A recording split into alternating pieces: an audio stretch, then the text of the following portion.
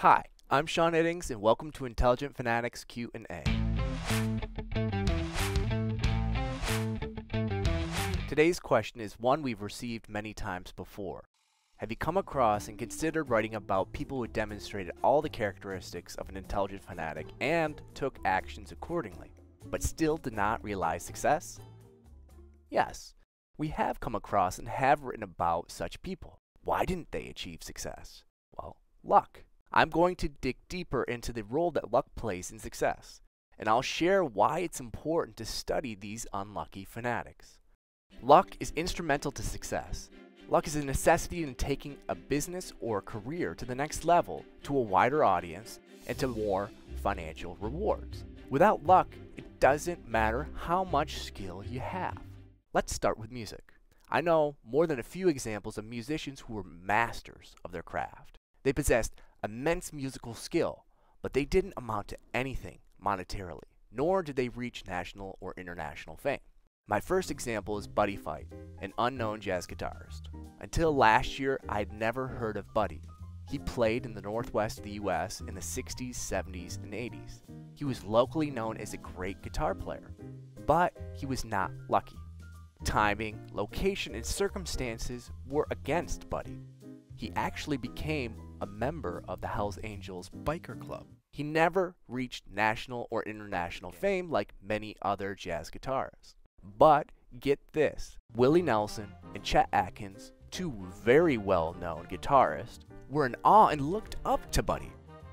Jazz critic Leonard Feather wrote that Buddy had been acclaimed a hero by a host of other successful guitarists, from Howard Roberts to Glenn Campbell to Barney Kessel.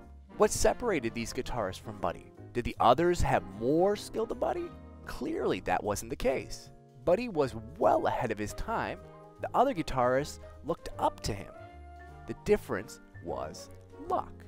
Buddy had a lot to offer musically and elsewhere. I got a hold of an interview that he gave a few years before his death, and it is a goldmine of wisdom. It's actually one of the most enlightening things I've ever read. His wisdom can be applied to investing, business, and life. Intelligent Fanatic members have access to my notes from the interview. Check the description for the link below. Then there's Chris Anderson. Chris played piano for jazz greats Charlie Parker and Dinah Washington in the 1940s. However, Anderson was very unlucky. He was blind and his bones were unusually fragile, causing numerous fractures, which at times compromised his ability to perform at times and places requested. Despite these disabilities, Anderson had immense musical skill. Like other fanatics, he developed something new by taking older, overlooked ideas, then restructuring and combining them with his own unique style. Chris Anderson became a huge influence for Herbie Hancock, one of the most successful jazz pianists ever. Herbie said, "Once I heard Chris play, I was hooked and proceeded to copy and dissect the information and incorporate it into the harmonic expression I've used ever since." You can read Herbie Hancock describe Chris Anderson's influence and how to break rules effectively in the post I wrote. Check the description below for the link.